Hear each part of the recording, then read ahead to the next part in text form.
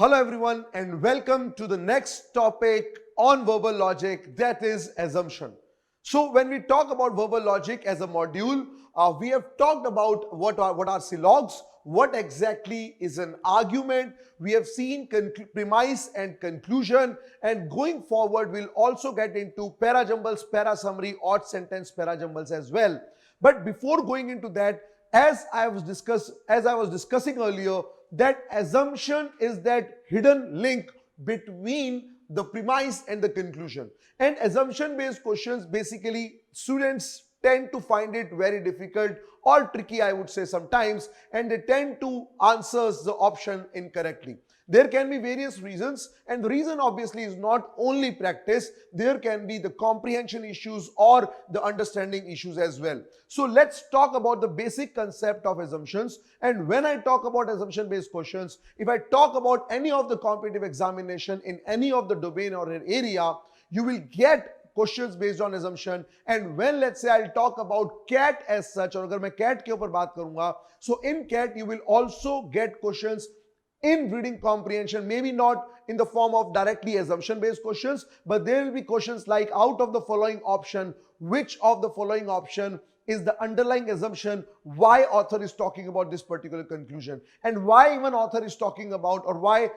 this premise is leading to this particular conclusion. So between premise and conclusion there is something called as assumption, which we will discuss today. So when I talk about assumption, अगर हम assumptions के बारे में बात करते हैं, so what are assumptions exactly? Assumptions हैं क्या? The first thing when I talk about the word assumption is it's the basis on which a statement is given. Assumption वो चीज है जिसके बेस पे हम लोग एक स्टेटमेंट देते हैं. As of now इस लाइन को बस नोट करके रखिए, समझ के रखिए. मैं हर एक चीज का एग्जांपल दूंगा जैसा कि मैं हर वीडियो में कर रहा हूं. So no need to worry on that part, right? So it's a basis on which a statement is given. हालांकि जब भी मैं assumption की बात करता हूं और मैं पहला क्वेश्चन स्टूडेंट से पूछने की कोशिश करता हूं कि तुम्हारे हिसाब से assumption क्या है, एंड मुझे आंसर्स मिलते हैं that sir it is basically assuming, it is assuming something, opinion of someone, judgment of someone. So let's elaborate what exactly this assumption is all about. So the first thing which I am saying, it's that basis on which you are giving a statement. For example, if I am saying I'll be recording verbal logic class today, or I'll be recording a class on assumption today. So I made this statement. There will be certain reason for sure why I am giving this statement, and those reason basically is known as assumption. शायद आपको समझ में आया होगा. So आप कुछ भी चीज जो बोल रहे हैं उसका बेसिस क्या है, that is something which is called as assumption. It's that hidden premise. तो अभी तक हम लोग जो बात कर रहे थे premise क्या था सर? ये premise वो बेस था सर. ये premise वो बेस था जिसके बेसिस पे सर हम लोग कंक्लूजन की तरफ बढ़ रहे थे सर. ये वो premise था जिसके बेस पे हम कंक्लूजन की तरफ बढ़ रहे थे. अब मैं एक और चीज बोल रहा हूं कि इसके बीच में कुछ और हिडन प्रीमाइसेस भी आएंगे. आई रिपीट, इसके बीच में कुछ और हिडन प्रीमाइसेस भी आएंगे. इसको हिडन प्रीमाइसेस को मैं क्या जवाब दे रहा हूं, या क्या मैं उसको बोल रहा हूं? मैं इसको बोल रहा हूं assumption. सो प्रीमाइस और कंक्लूजन के बीच में हिडन प्रीमाइस भी आएंगे जिसको मैं कंक्लूजन assumption का नाम दे रहा हूं. सो प्रीमाइस और premises which are given in the passage or an argument, how they are leading to conclusion. So जो प्रीमाइस आपको दिया गया है, ये कंक्लूजन पे किस तरीके से पहुंच रहा है, सो इसके बीच में जो हिडन प्रीमाइसेस होंगे उसको मैं assumption का नाम दे रहा हूं. So these are the three things which you need to know, which you need to understand very properly. Then please note this down. So first I am talking about, it's the basis on which we are coming to a conclusion, hidden premise and the premise or conclusion के बीच में. So I have nothing but I have just elaborated this statement with statement number 3. So this is what assumption are all about. इसको थोड़ा और समझने की कोशिश करते हैं. यहां तक नहीं रुकते हैं हम लोग. क्वेश्चन से तो समझेंगे, हम लोग और इसके अंदर समझने की कोशिश करते हैं इस डायग्राम से. Right? What exactly this figure is talking about? Okay. So ये फिगर क्या बोल रहा है? The first thing behind any statement which you are giving or anything you are doing is premise. आप कुछ स्टेटमेंट होता है, स्टेटमेंट के ऊपर आप क्या करते हैं, एक प्रीमाइस है जिसके बेस पे आप स्टेटमेंट देते हैं, एक प्रीमाइस है जिसके बेस पे आप स्टेटमेंट दे रहे हैं, एक प्रीमाइस है जिसके बेस पे आप स्टेटमेंट दे रहे हैं, और वो प्रीमाइस और जो स्टेटमेंट है उसके बीच में एजम्पशन है, आपने कुछ एज्यूम भी किया होगा। सो अगर मैं बोल रहा हूं I will be recording assumption based class today for management students. I'll be taking assumption based class today for management students. There will be assumption also कि management students के एग्जाम में assumption के क्वेश्चंस आते हैं। ये एक assumption था, ये एक hidden premise था जो दिया गया नहीं था। एक नॉर्मल इंसान इस चीज को पता है कि ये आते होंगे तो ही बढ़ा रहा है, भैया पागल तो नहीं, right? So this is what assumption are all about. And when we talk about premise के बीच में assumption, then statement, which is then leading to conclusion. So मैं हमेशा बता चुका हूं, your premise 1, conclusion 2, ये दोनों मिलके आपके क्या बनाते हैं, argument. ये दोनों मिलके आपके क्या बनाते हैं, argument. ये देखो, ये verbal logic का ट्री है, ये verbal logic का फैमिली ट्री है, यहां से वर्बल लॉजिक की फैमिली पैदा हुई है, और इस ट्री को अगर अच्छी तरीके से याद कर लिया तो हर चीज आपकी आसान हो जाती है। और इन्फ्रेंस वो चीज है वेयरइन मैं हमेशा बोलता हूं you have to read between the lines, not implicitly given. आपको इम्प्लिसिटली, आपको डायरेक्टली नहीं दिया हुआ होगा कभी भी पैसेज में।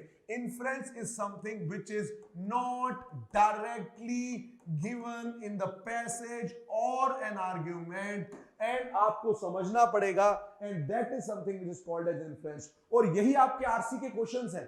अगर आप रीडिंग कॉम्प्रिहेंशन के क्वेश्चंस उठा लेंगे, आप अगर पुराने पेपर उठाएंगे उसमें यही दिया हुआ होता है, what you can infer, what you can conclude, what are the underlying assumption, what is a premise। इन्हीं चीजों पे आपकी पूरी आरसी खत्म हो जाती है, apart from fact based question. So ये वर्बल लॉजिक का ट्री आपके लिए बहुत जरूरी है, and I request all of you to please take the screenshot and if possible pause this video for a while, absorb this for a while, and then इसको अच्छी तरीके से समझो, और उसके बाद हम लोग आगे चलेंगे। सो हमने उसी चीज को, जो अभी मैंने 3 स्टेटमेंट दिए थे, उसी चीज को मैंने यहां पर एक्सप्लेन करने की कोशिश करी है। थोड़ा सा और आगे चलते हैं कि इसमें क्वेश्चन किस तरीके से पूछे जाते हैं। सर आपने बताया एजम्पशन, अभी भी हमें तो पूरा समझ में नहीं आया, बट आपकी बात मान लेते हैं। आप बोल रहे हो प्रीमाइस और कंक्लूजन के बीच में ये चीज का नाम है, इसको हम एजम्पशन बोलते हैं, बट आपने हमें ये भी बताया था आप टेंशन मत लो, और हमें आपको समझाऊंगा एग्जांपल के साथ। So we are waiting for that, please do wait, I will definitely explain. So when I talk about question ask, how and what kind of question which they will ask, there will be a statement given to you. So if I talk about when there are direct questions related on assumption as a topic, not in RC as you have in CAT, IPM or CLAT for that matter. So if I talk about assumption based question directly in exams like Symbiosis, in exams like Christ University, exam like TISNET, NMAT, आपको एक question दिए जाएंगे, आपको एक statement दिया जाएगा, उसके basis पे the 2 assumption or 1 assumption will be given to you, and the question which will be asked is which one of the following is valid or implicit. Out of these options, which of the following option is valid or implicit, and you have to answer that. How? Now the next question is how we will answer. Yes, I'll definitely answer. I'll definitely help you out how to solve, किस तरीके से इसको solve करना है। और पहली चीज जो इसके अंदर मैं बोल रहा हूं, what we will do is negation test. इस टेस्ट को नोट कर लो, मेरे हर वीडियो के अंदर जब जब एजम्पशन की बात आएगी तब मैं इन टेस्ट को लेके आऊंगा। जैसे मैं आरसी के अंदर हर बार बेन को लेके आता हूं, वैसे मैं यहां पर भी हर बार निगेट अंकल को लेके आऊंगा। ये निगेट अंकल कौन है, निगेट अंकल के बारे में थोड़ी सी हम लोग वार्तालाप कर लेते हैं ताकि ये निगेट अंकल आपको परेशानी ना करे। So let's see what exactly this negation test is all about. Now क्या कर रहा है निगेशन टेस्ट के अंदर, इफ, ध्यान से स्टेटमेंट को पढ़िएगा, if by negating the assumption test, मतलब if by negating the assumption given in the question, मतलब आपको एक स्टेटमेंट दिया हुआ है, मतलब आपको एक एजम्पशन दिया हुआ है, आपको एक एजम्पशन दिया हुआ है, उस एजम्पशन को जब आप निगेट कर रहे हो, मतलब उस एजम्पशन को जब आप डिस्ट्रॉय कर रहे हो, मेरी बात को ध्यान से सुनना, मैं वापस पिछले डायग्राम के अंदर जाऊंगा, अभी मैं उस डायग्राम से आपको छोड़ा नहीं है।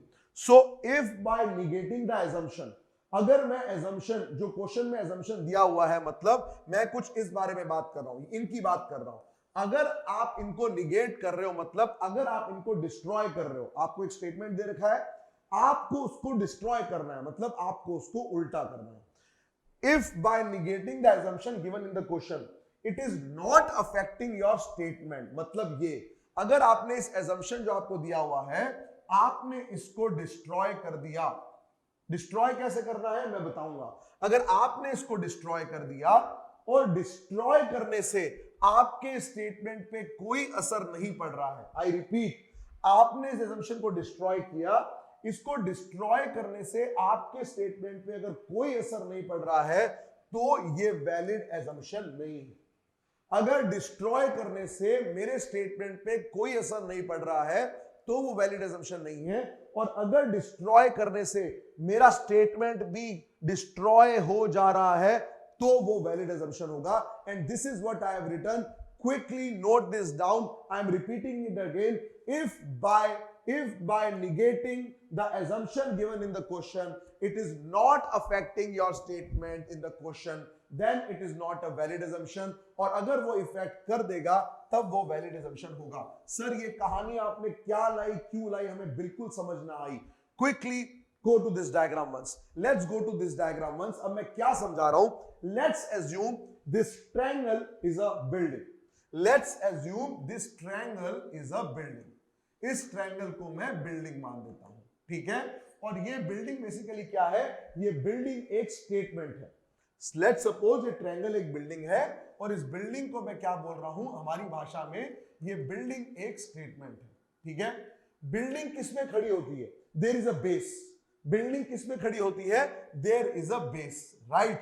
ये एक स्ट्रॉन्ग बेस खड़ा होता है जिसके ऊपर हम बिल्डिंग को खड़ा करते हैं। So the point is, if I, और मैं यहां पर इस बेस को क्या बोल रहा हूं, एजम्पशन।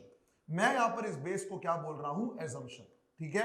आपको सिर्फ एज ऑफ नाउ बेस और बिल्डिंग पे ध्यान दीजिए, आप सिर्फ बेस और बिल्डिंग पे ध्यान दीजिए। मैं बोल रहा हूं अगर आप बेस को हिलाएंगे, आप जिस भी फ्लैट, सोसाइटी, जहां भी रह रहे हैं, आप जो भी घर में रह रहे हैं, आप अगर उस घर की नींव को हिलाएंगे तो आपकी बिल्डिंग डिस्ट्रॉय हो जाएगी। आई रिपीट, अगर आप घर की नींव को हिलाएंगे तो आपकी बिल्डिंग डिस्ट्रॉय हो जाएगी, विच मींस वो नींव का कुछ काम था, वो एक्चुअल में नींव थी। So destroying a base is destroying a building.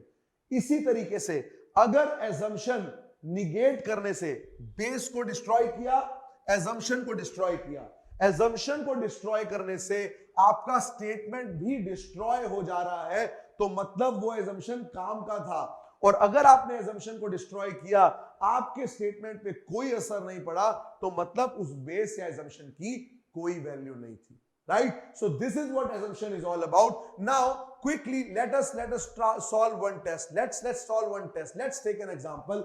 मान लो मैं आपको एक क्वेश्चन देता हूं, मान लो मैं आपको क्वेश्चन देता हूं, question is PS told her maid, PS यानी कि मैं, told her maid, sorry, PS told his maid, okay, let's take an example, let's take an example। क्या एग्जाम्पल हो सकता है, okay, PS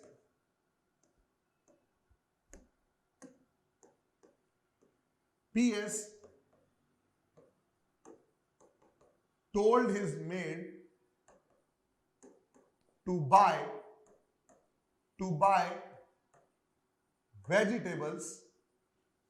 vegetables from market, ठीक है। ये आपको एक स्टेटमेंट दिया हुआ है, PS told his maid to buy vegetables from market, this is statement which is given to you। और लेट्स से इस स्टेटमेंट के बेस पे आपको कुछ एजम्पशन दिए गए हैं, and what are those assumption, let's see one by one. Assumption number 1, vegetables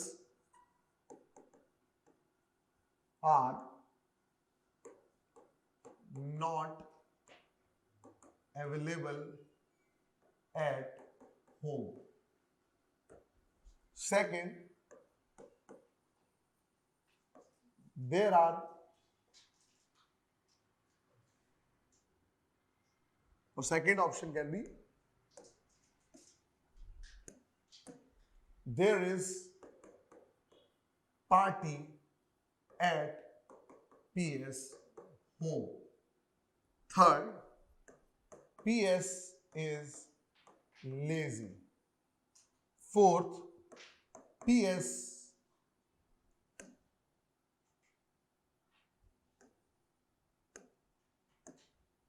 maid knows where the vegetable market is.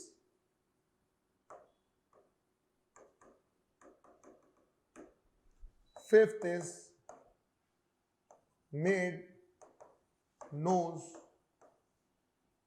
how to buy vegetables. Now, I have given you 5 assumptions.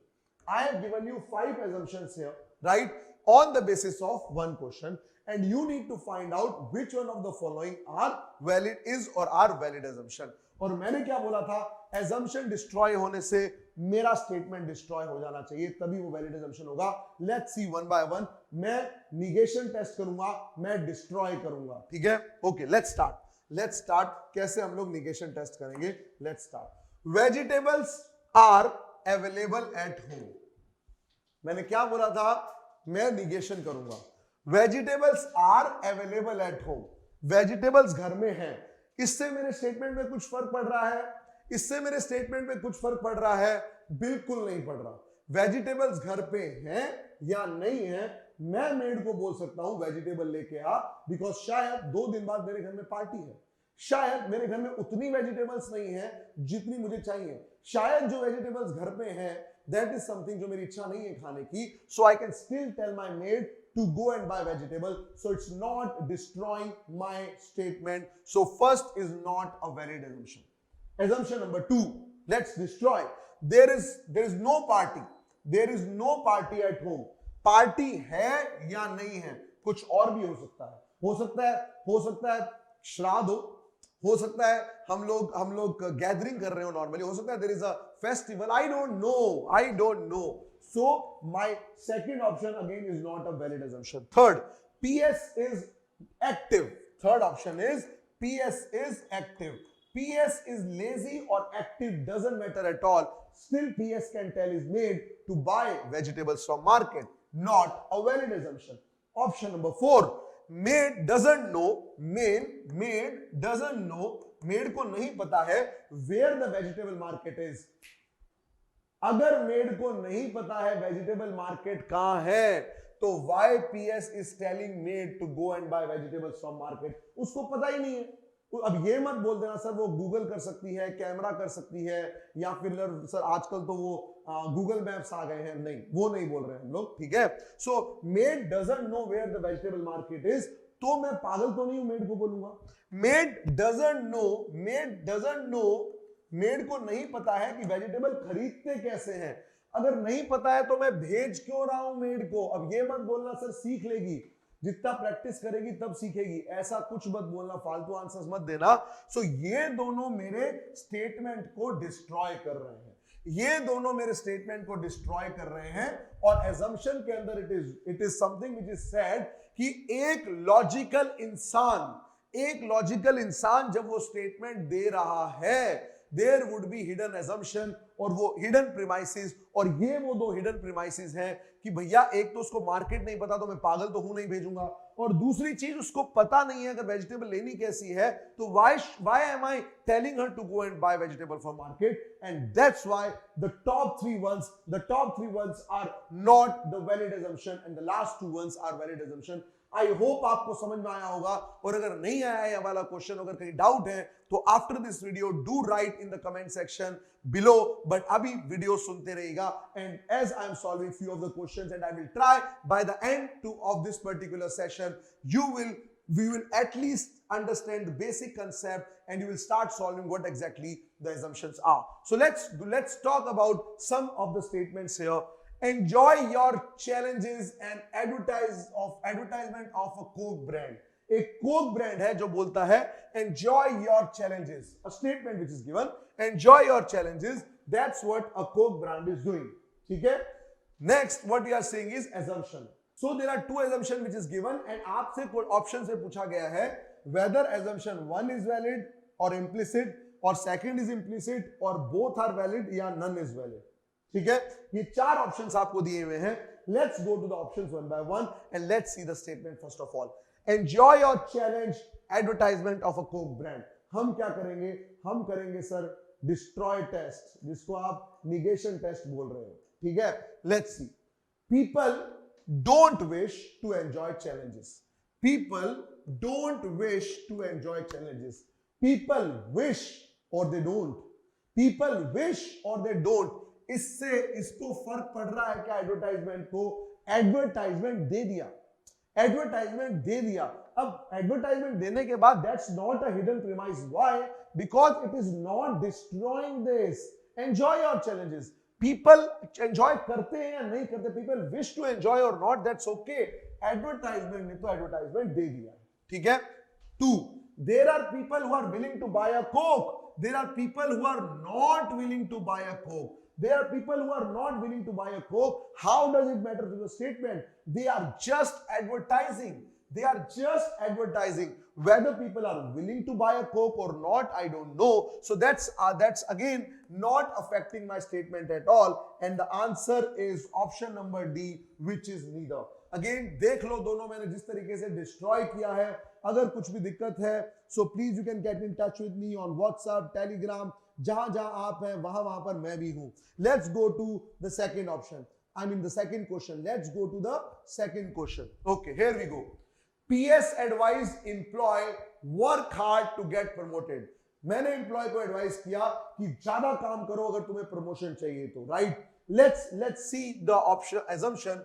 Employee always listen to PS advice and promotion is desirable. Right? Let's see.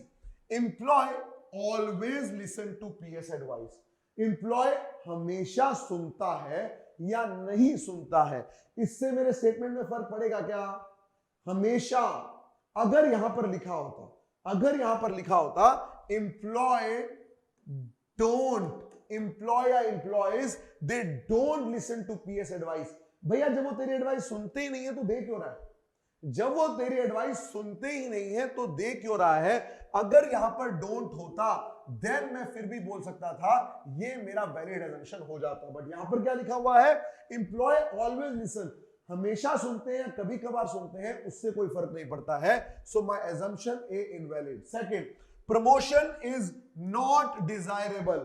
If promotion is not desirable by employees, why PS is making this statement? Because PS को पता है कि मैं promotion सबको चाहिए होता है और इसीलिए पीएस एडवाइस कर रहा है भैया मेहनत करो. सो बी ऑप्शन जो है इट इज, अगर मैं इसको डिस्ट्रॉय कर देता हूं, that promotion is not desirable. If promotion is not desirable, why PS is making this statement? Give me the reason. Because PS में कुछ तो अक्कल होगी, and that's why option B or assumption second is the valid answer. I hope you are getting the answers by now. आपको समझ में आना शुरू हो गया होगा, और अगर नहीं आ रहा है तो प्लीज बने रहिए इस वीडियो के साथ. सिर्फ साथ मत छोड़िएगा, आपको बिल्कुल ही समझ में आने लगेगा. Third statement in front of you is this: happiness can not be measured. खुशी को मेजर नहीं किया जा सकता है. Assumptions A, there are things that can be measured. Now, यहां पर कई बार बच्चे मात खा जाते हैं, और मैं तो ऐसे assumption को बोलता हूं इसको निगेट करने की जरूरत ही नहीं है. मेरे बेन अंकल को याद करोगे तो आपको बिल्कुल आंसर आ जाएगा. यहां पर बोला गया है things which are cannot be measured, और हम लोग यहां पर बात कर रहे हैं हैप्पीनेस की, खुशी की. यहां पर it is out of context. हम लोग हैप्पीनेस से कोई लेना देना ही नहीं है, और इसीलिए मेरा assumption A इनवैलिड हो जाएगा. और assumption B क्या बोलता है? Happiness can not be weighed. Happiness can और can not be weighed, I don't know. What I am only concerned with, happiness cannot be measured. So this is not affecting my statement either. So I'll go with neither one or not two is valid. I hope you are getting now. Let's move to the next question now. Okay, let's see.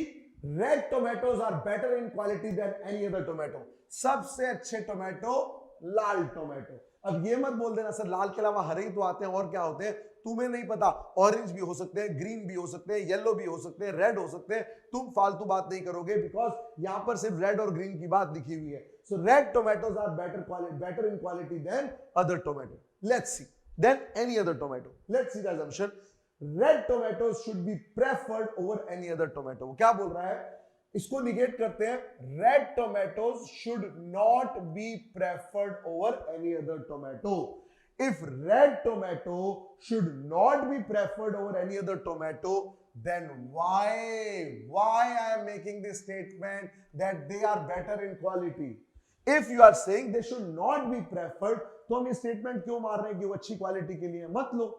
Why I am making this statement, वो why का reason हमें ढूंढना है, वो why का reason हम लोग ढूंढ रहे हैं इन ऑप्शंस के अंदर। Let's go to option number B.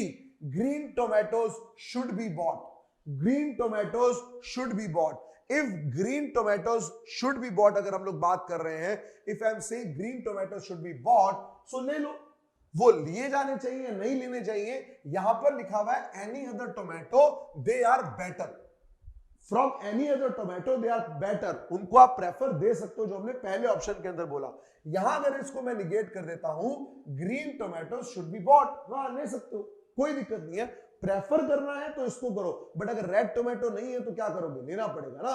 So this is my assumption, और ये मेरे, अगर मैं बोल देता हूं कि green tomato should be bought, इससे मेरे स्टेटमेंट पे कोई भी असर नहीं पड़ रहा है। So option number 1 is implicit. I'll go with option number A as an answer. Is it clear? Is it clear? Now let's move to some other kind of a questions now. ये भी questions चलते रहेंगे। अब कुछ questions इस तरीके से आ जाते हैं जहां पर एक छोटू सा argument दिया हुआ है और आपको assumption based question को आंसर करना है, and your time starts now.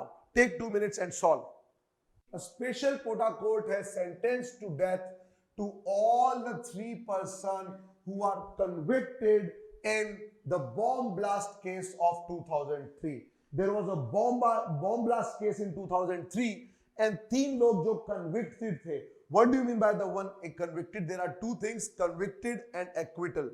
Acquittal मतलब बाइज्जत बरी कर देना और convicted मतलब सजा दे देना, right? So convicted मतलब जिनको पर proof हो चुका है that they were guilty, and acquittal मतलब basically बाइज्जत बरी कर देना, right? So what they are saying, a special quota court has sentenced to death to all the 3 persons who are convicted in the bomb blast case of 2003. उनको सजा के अंदर जो है उनको सेंटेंस दे दिया गया डेथ का, in which many people died.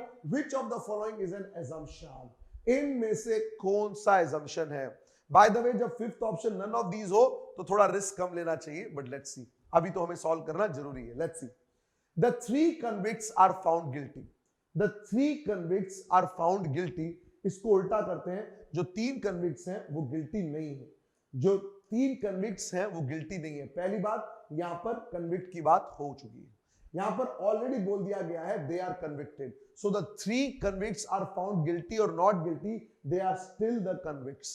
They are still the convicts. Convict तो हो गए हैं, प्रूफ तो कर दिया गया है कि भैया अब इनको सजा तो मिलेगी। So it's not making any impact on my statement. It will not destroy this statement altogether. Why? Because we are talking about that the death sentence is given to them. We are talking about the death sentence which is given to them. So as of now मुझे answer नहीं लग रहा है, but still I'll hash mark. I'll just asterisk it. The convicts detonated bombs to kill people. The convicts didn't. The convicts didn't. Maybe someone else, but they are mastermind. Maybe someone else, but they are mastermind. So it's not affecting my statement at all, that whether they detonated the bombs or not. So it's nothing to do with the argument. Third, the convicts are fit. The convicts are fit to live in the society. ये answer हो सकता है sir. Why? The convicts, if you are saying the convicts are fit to live in the society, then why the death sentence is given to them? इसका मतलब यही कि they were not fit, और इसीलिए ये सेंटेंस दिया गया था। तो सर बिल्कुल मेरा थर्ड आंसर होना चाहिए सर, बिल्कुल मुझे बिल्कुल लग रहा है कि मेरा ये थर्ड आंसर जो है आंसर होना चाहिए, बिकॉज यहां पर वर्ड नॉट दिया हुआ है। अगर इसको डिस्ट्रॉय कर देता हूं तो मेरा पूरा आर्ग्यूमेंट डिस्ट्रॉय हो जाएगा sir. Let's go to the fourth. The convicts were instigated into terrorist act by enemy country. They were not. They were not instigated by enemy country.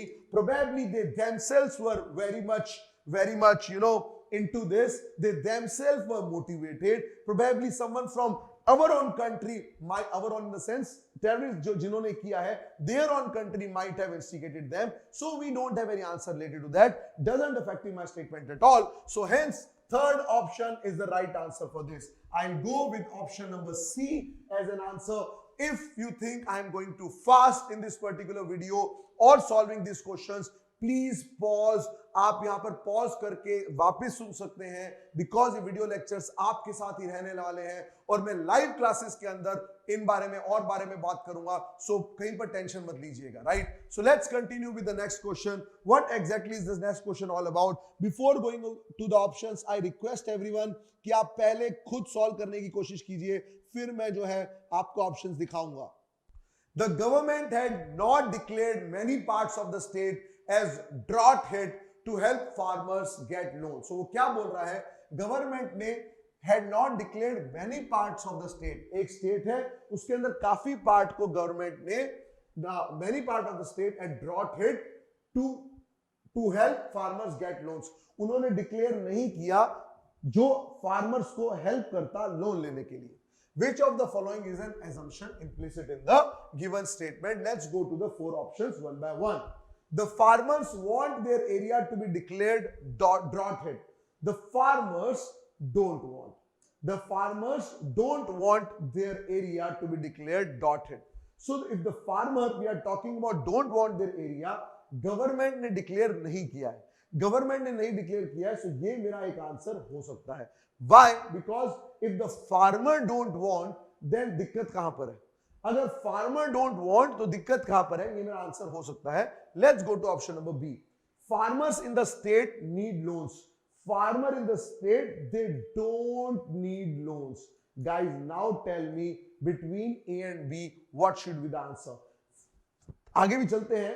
If the farmer they don't need loans, then why we are talking about this? Why we are talking about this if the farmer don't need loans? आगे चलते हैं। Farmers in drought hit area are not given loans. मैं बोल रहा हूं farmers in drought hit area are given loans. उनको loans दिए हैं या नहीं दिए हैं, ये इससे कोई फर्क नहीं पड़ रहा है। इसमें कोई फर्क नहीं पड़ रहा है कि उनको लोन दिया या नहीं दिया, कुछ फार्मर्स को अभी भी चाहिए।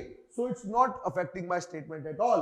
The farmer in the areas not hit by drought, ये आउट ऑफ कॉन्टेक्स्ट है, बिकॉज मैं सिर्फ उन्हीं एरिया की बात कर रहा हूं जो कि ड्रॉट हिट एरियाज है। सो मेरा थर्ड और फोर्थ ऑप्शन जो है एलिमिनेट हो गया।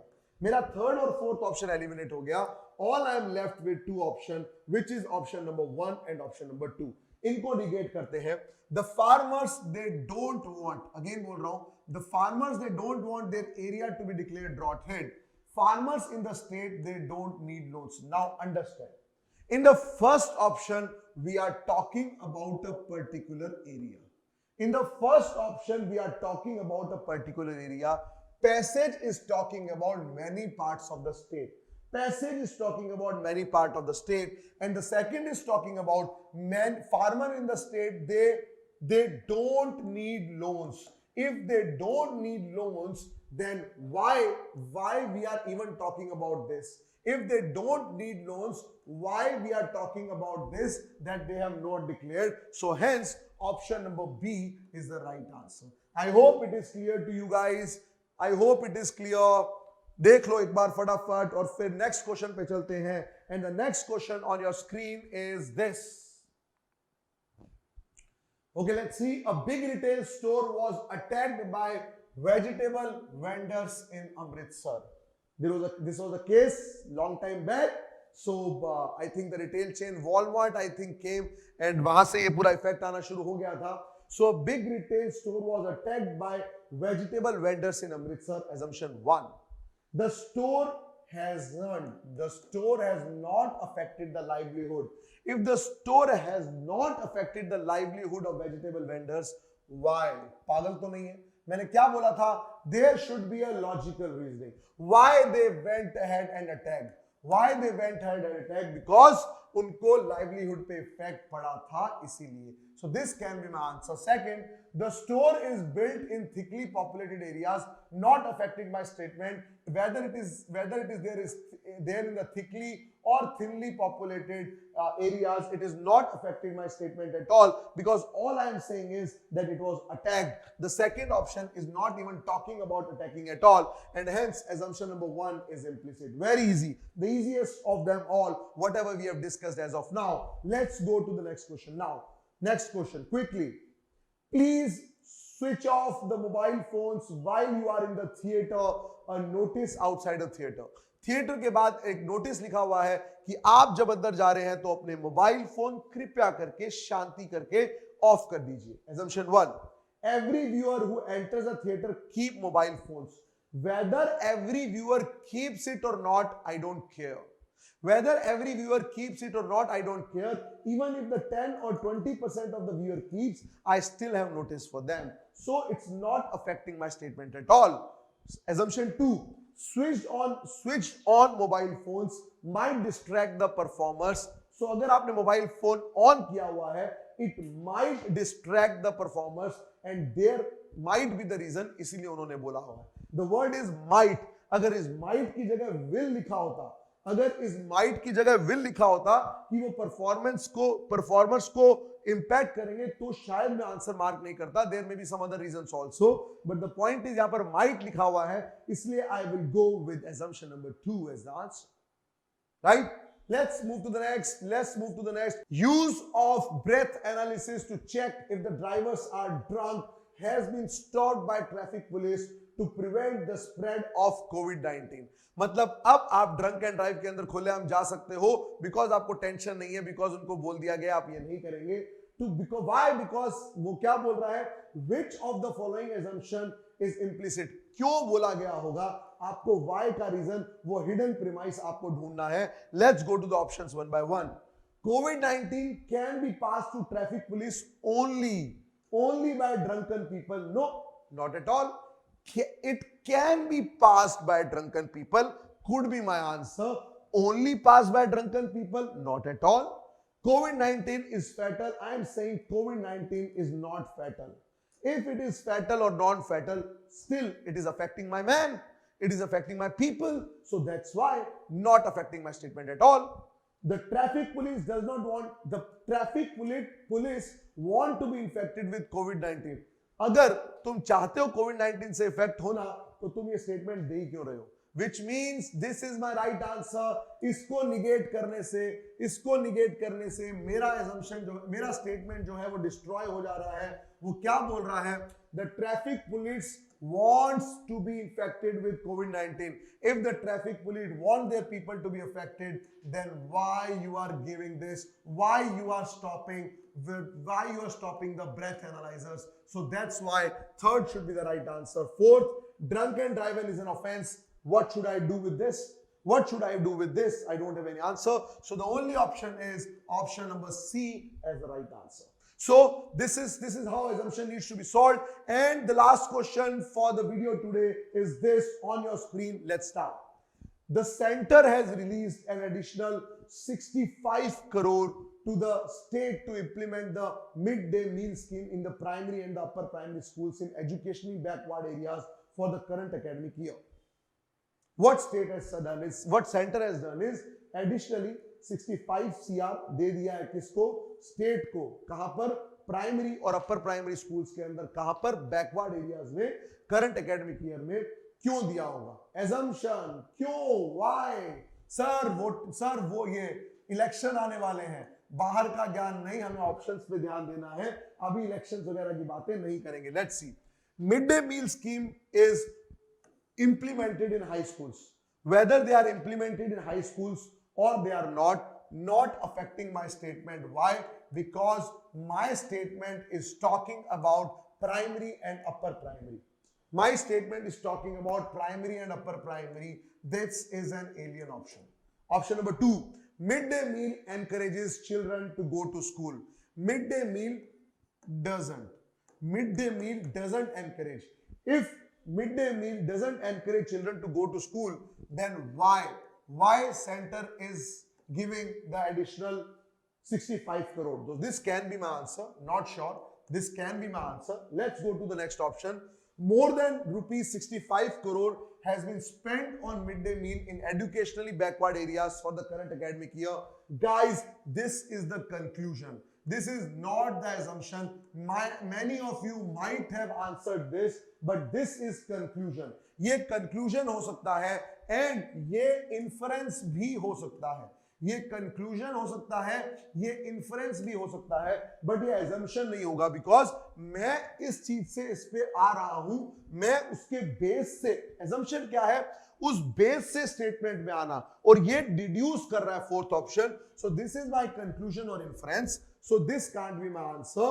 Fourth option, the center doesn't want children to attend school. If center doesn't want children to attend school, then why they are doing this? So now let's see. We are now left with two options. We are left with option number 2 and we are left with option number 4. So दो option है. अब between 2 and 4, I will mark option number 2. Why? मैं why का reason हमेशा दूंगा कि मैं क्यों इसको मार्क करूंगा, because option number 2 is talking about midday meal scheme. Because option 2 is talking about midday meal scheme and there is nothing mentioned about this in option number 4, and hence option number 2 is the right answer. I hope you have got the logic, and with this I'm coming to the end of this particular session wherein we have discussed assumption in detail. If you feel that I was too fast in solving the question, don't worry, you can see this video again. And that's it from my side. Prashant signing off. Keep watching Ekoching.